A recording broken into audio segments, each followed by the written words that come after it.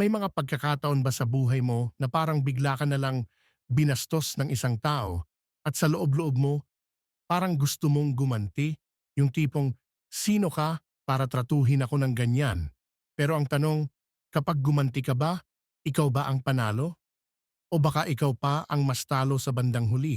Sa totoo lang, sa mundong ito, hindi maiiwasan ang mga taong bastos. May mga tao talagang hindi marunong gumalang, minsan kakilala mo, minsan stranger lang, minsan pa nga kamag-anak. Pero ang tunay na sukatan ng lakas ng isang tao, hindi kung paano siya nagwawala sa galit, kundi kung paano siya nananatiling kalmado sa gitna ng bastusan.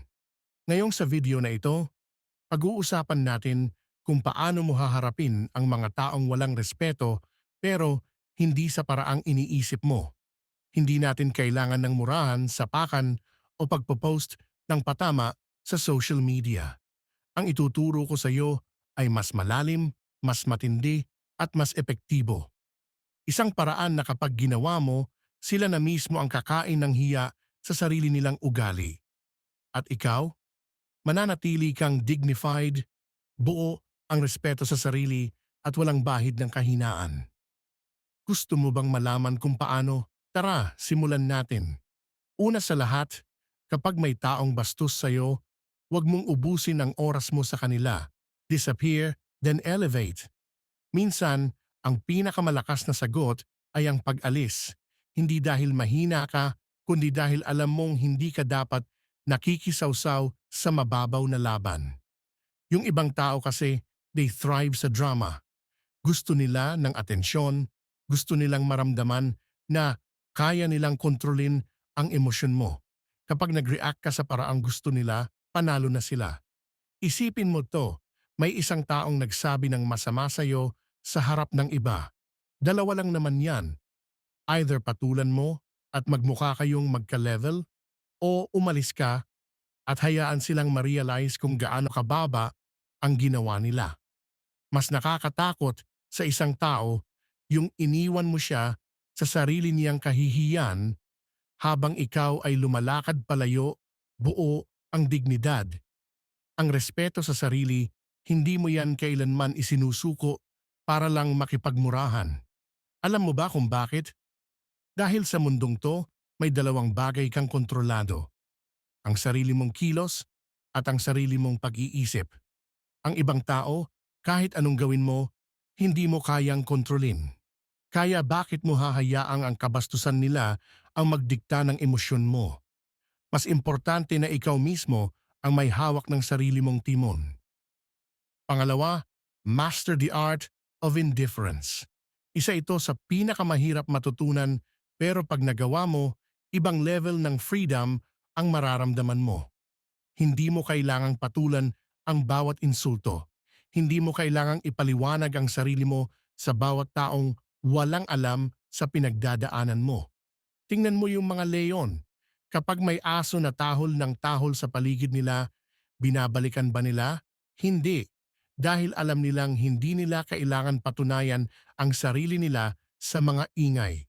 Ganon din ang mindset na kailangan mong buuin. Hindi dahil walang pakialam ka, kundi dahil pipiliin mong ilaan ang enerhiya mo sa mga bagay na may saysay. Kapag may bastos sa opisina, sa kanto, o online, at pilit kang inaasar, isipin mo, deserve ba ng taong to ang peace of mind ko? Deserve ba niyang mawala ako sa focus para lang patulan siya? Kung hindi, edi wag. Gawin mong hobby ang hindi pag-react. I-level up mo ang sarili mo sa katahimikan. Minsan, yung hindi pagsagot ang pinakamalakas na sagot. Alam mo kung bakit? Kasi habang ikaw tahimik, sila nagtataka. Yung mga taong sanay sa away, sila ang hindi sanay sa katahimikan. Sa isip nila, ba't hindi siya nagagalit? Ba't hindi siya napipikon? Ba't parang wala lang? At habang sila nalulunod sa sariling ingay, ikaw tuloy-tuloy lang sa pag-angat. Kahit si Marcus Aurelius nga noon, sabi niya, ang pinakamabuting paghihiganti ay maging tulad siya na nagkasala. Ibig sabihin, huwag mong gayahin ang kababawan ng ibang tao. Mas masarap yung tagumpay na tahimik, yung respeto sa sarili na intact, yung hindi mo kailangang ibaba ang sarili mo para lang mapansin. Ngayon, kung iniisip mo na parang ang hirap naman nito totoo, hindi madali. Pero tandaan mo, hindi lahat ng mahirap ay pangit at hindi lahat ng madali ay tama. Yung mga taong marunong kumalma sa gitna ng bastusan, sila yung may tunay na lakas kasi hindi lahat kayang hindi gumanti. At tandaan mo rin, may mga laban sa buhay na hindi sinusuklian ng sigawan. May mga pagkakataon na ang pinakamatapang na desisyon ay ang paglayo. Hindi dahil takot ka, kundi dahil alam mong wala kang dapat patunayan sa mga taong hindi marunong rumespeto. Kaya simula ngayon, kapag may taong bastos sa'yo, huwag mong hayaang sirain niya ang araw mo. Disappear. Umalis sa eksena. Hayaan mo siyang ma-realize ang kababawan niya habang ikaw tuloy ang lakad. Dahil sa dulo ng lahat, hindi ang ingay ng mundo ang nagde-define ng katahimikan mo. Ikaw ang may hawak nun. At habang natututo kang i-master ang pagiging indifferent, unti-unti mo ring mararamdaman ang isang peace of mind na hindi kayang tapatan ng kahit anong drama. Gusto mo ba nun? Kaya mo yan. Ngayon, pag-usapan natin yung pangatlong technique. Turn the insult into a lesson. Oo, alam ko mahirap ito sa simula. Kasi natural sa tao na ma-hurt pag binastos o ininsulto. Pero tandaan mo, ang bawat atake ng iba sa'yo may dalang mensahe. At kadalasan, hindi tungkol sa'yo, kundi tungkol sa kanila. Kapag may taong biglang nambastos, hindi ibig sabihin ikaw ang mali. Minsan, projection lang nila yun ng sarili nilang insecurity, inggit, o frustration.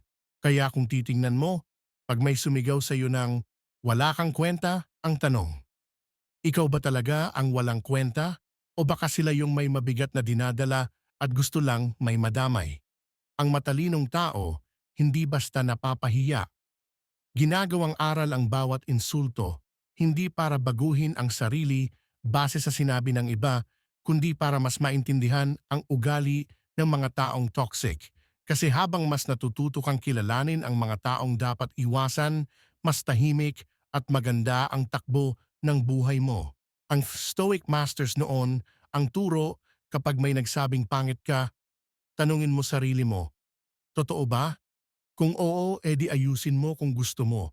Kung hindi, edi bakit ka maaapektuhan? Bakit mo hahayaang ang sinungaling ang magdikta ng halaga mo? Simple lang. Kung tama sila, salamat at may natutunan ka. Kung mali sila, edi wala kang dapat problemahin. Either way, panalo ka. Isipin mo ganito, pag may nang insulto sa'yo, treat it like garbage. Hindi mo kailangang dalhin yun pa uwi. Iwan mo sa kalsada. Kasi pag pinasan mo ang basura ng iba, ikaw ang mabaho, hindi sila. Ang matalinong tao, hindi basta kumakain ng basura ng mundo.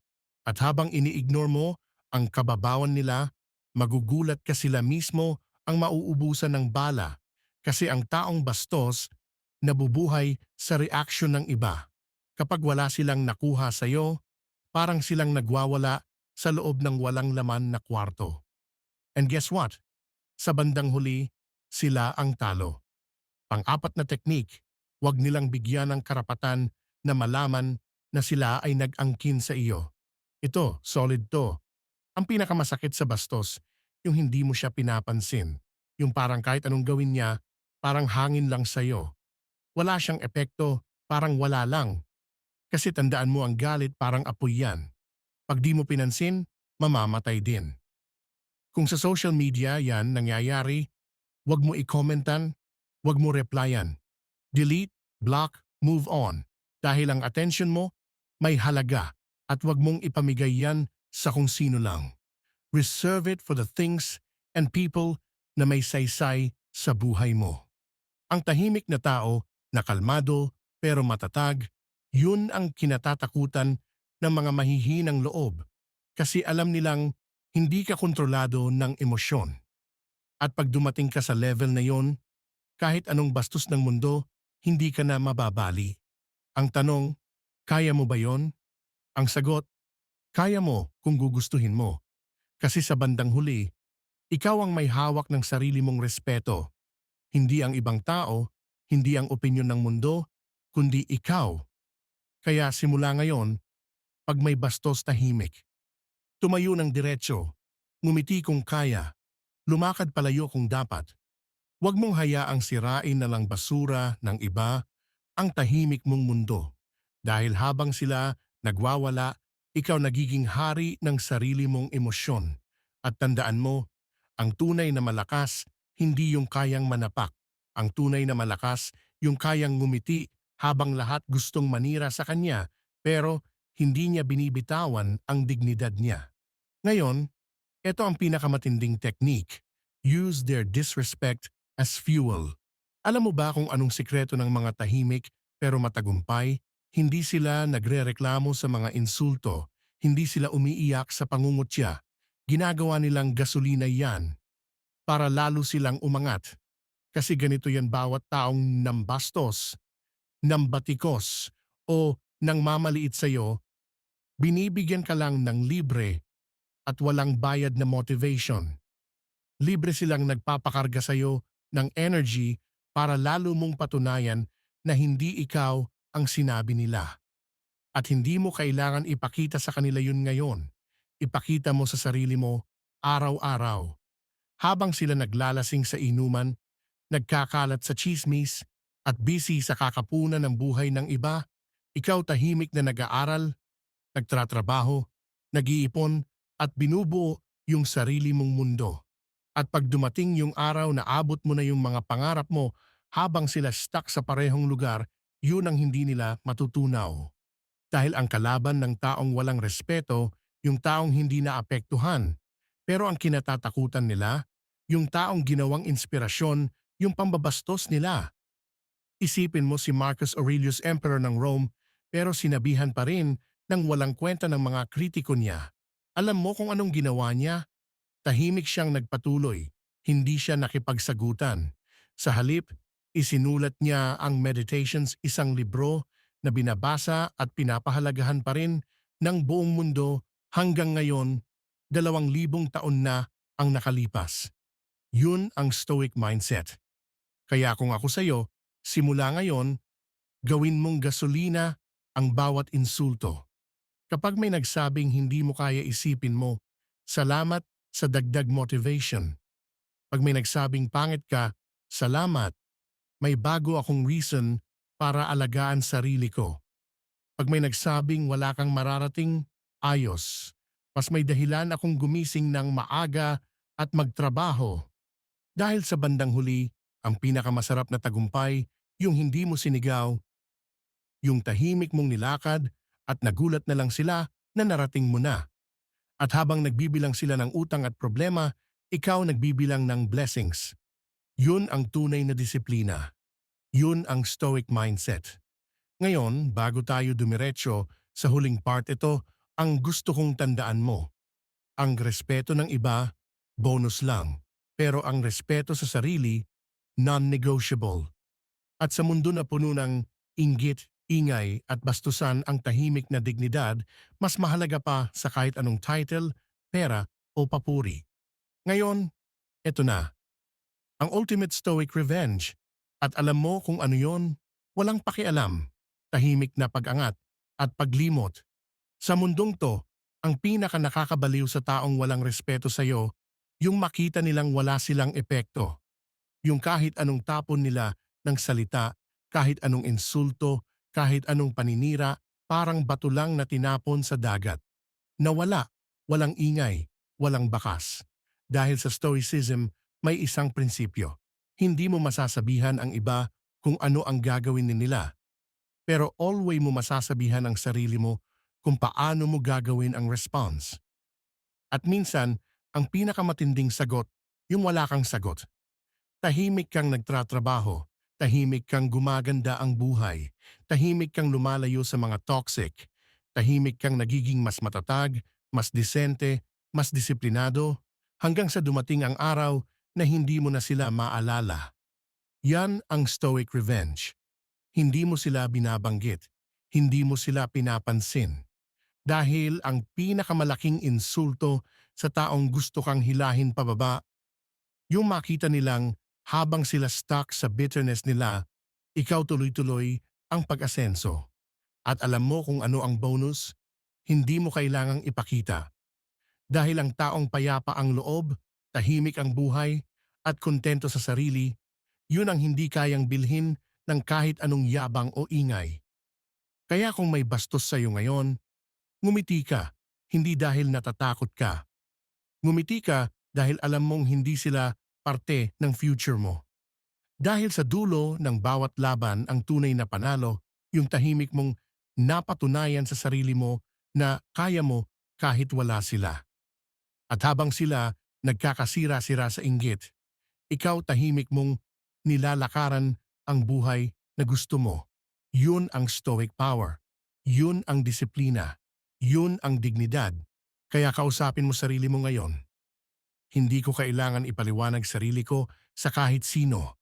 Hindi ko kailangan bumaba sa level ng mga inggitera, bastos o toxic. Dahil ang respeto hindi hinihingi kinikita at hindi mo kinukuha sa bibig ng iba, kundi sa konsensya mo. Yan ang paninindigan ng tunay na stoiko.